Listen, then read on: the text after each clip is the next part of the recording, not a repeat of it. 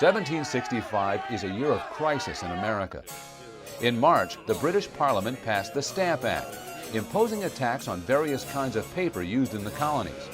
The tax is modest, but it has one critical flaw. It was passed without the consent of the colonists.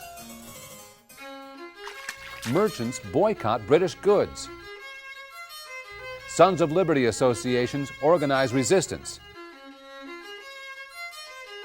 Protests erupt all along the Atlantic seaboard. Colonial legislatures denounce the tax, and mobs threaten tax collectors. In October, 27 delegates from 9 colonies gather in New York City to plan a united response to the British government. The Stamp Act Congress, as they came to be called, issued a Declaration of Rights and Grievances. It declared, "It is inseparably essential to the freedom of a people and the undoubted right of Englishmen that no taxes be imposed on them but with their own consent, given personally or by their representatives. The only representatives of the people of these colonies are persons chosen therein by themselves. No taxes ever have been or can be constitutionally imposed on them but by their respective legislatures." The popular slogan, "No taxation without representation," expressed a right long honored in the colonies, where institutions of representative government flourished. The American colonists had learned from experience the value of elected legislatures in protecting their rights and in ensuring the accountability of government to the people. But the founders realized that the pure democracy of city-states in ancient Greece, where the people administered government themselves, was impractical in a country so large as the United States. They also knew the weaknesses of this form of democracy.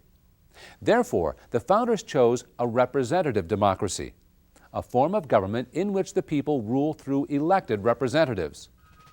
In drafting the Constitution, the framers tried to create a government that would preserve the advantages of a democracy while avoiding its excesses. The Constitution provided for direct election of members of the House and indirect election of U.S. senators and presidents. The framers believed this system would be accountable to the people, produce able public servants, and be shielded from popular passions. In the 2 centuries that followed, the scope of "we the people" has been widened and the government made more democratic. The right to vote, once reserved for white male property owners, has been extended to include nearly every citizen 18 years and older. The 17th Amendment provided for the direct election of senators. The 24th Amendment removed the poll tax and other property requirements for voting. Primary elections replaced party caucuses in the selection of candidates. Ballot tools such as the referendum and recall gave the people more direct control over those who represented them.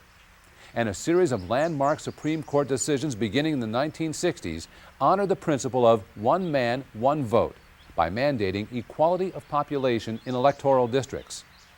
But some Americans still do not enjoy all the rights and privileges of a representative government. Expanding the meaning of "we the people" continues to be an ongoing process.